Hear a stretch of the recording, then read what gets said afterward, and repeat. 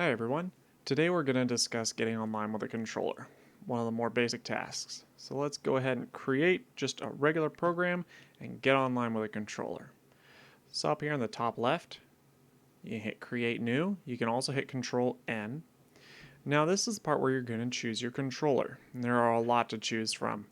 You can see we've got compact logics, the 5370 series, 5480 series, control logics.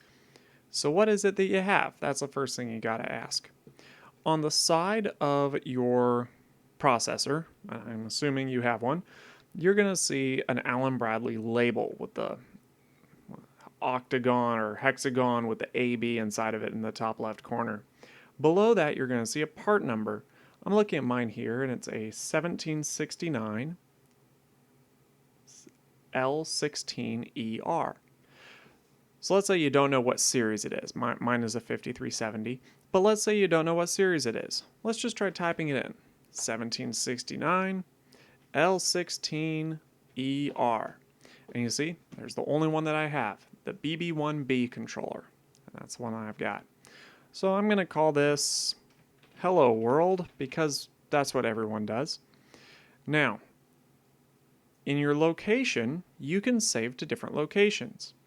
Ordinarily, you'll see it pop up in your user, documents, Studio 5000, and then in the projects folder.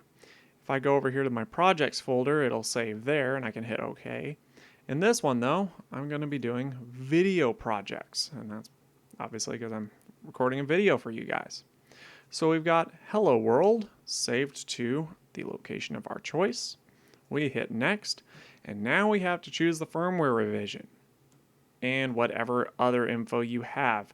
The BB1B L16ER controller has expansion slots, not quite like the other Compact Logix controllers, which have modules you plug in on the side.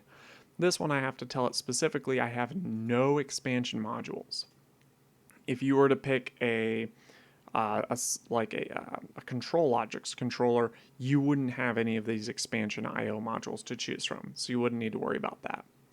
Now, I have two different firmware revisions that I can choose from, version 33 or 32. You might have many different firmware revisions, 30, 31, 32, 33. I don't know if 34 is in regular use yet. My machine has a downloaded version of it. I haven't installed it yet. But I know that my firmware revision of my controller is version 32. But what if you don't know? What if you don't know what it is that you're working with? Let's go ahead and power up, not that. Come on now, RS Links. There we go.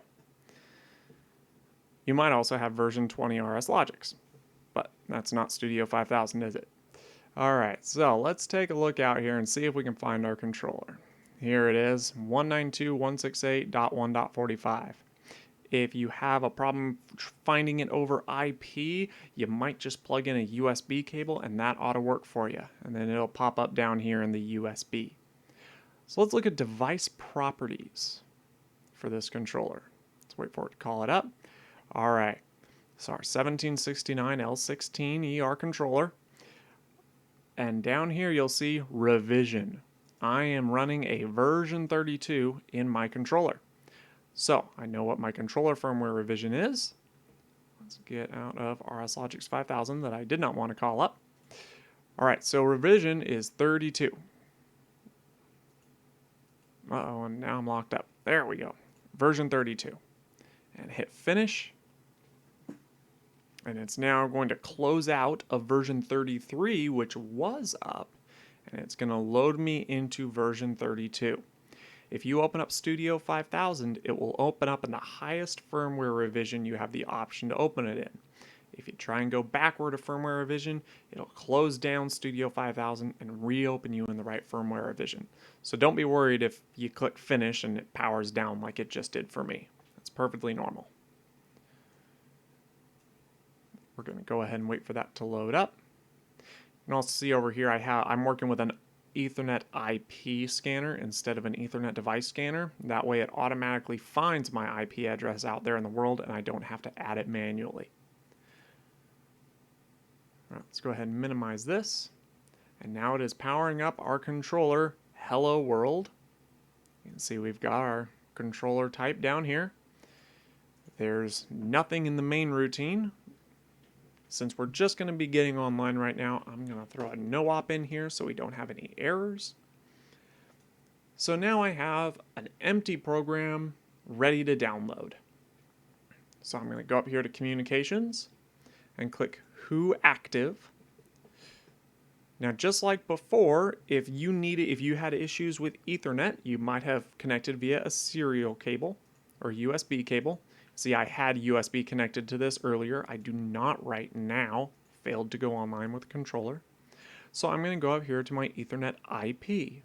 And there I see it is good to go. It doesn't have a red X by it. So now, I want to download to the controller. The way that I think of this, because sometimes upload and download is confusing, I think about me standing up holding my laptop and the controller on the floor in front of me. I want to download to the controller or upload to my laptop. In this case, I am downloading to my controller. So let's go ahead and click on that. And it's now going to give you like, hey, this isn't the name of the controller. This looks like it's a little bit worrisome. I'm okay with that. I know what I want to download. And now it's going to go ahead and download all of that. Now to download, you'll see up here it switches to remote program mode up in the top left. When it's done, as it says here, done downloading, change controller back to remote run. Yes. And now we are online with our controller. Hope you enjoyed. Hope this helps you out if you needed the help. Have a good one.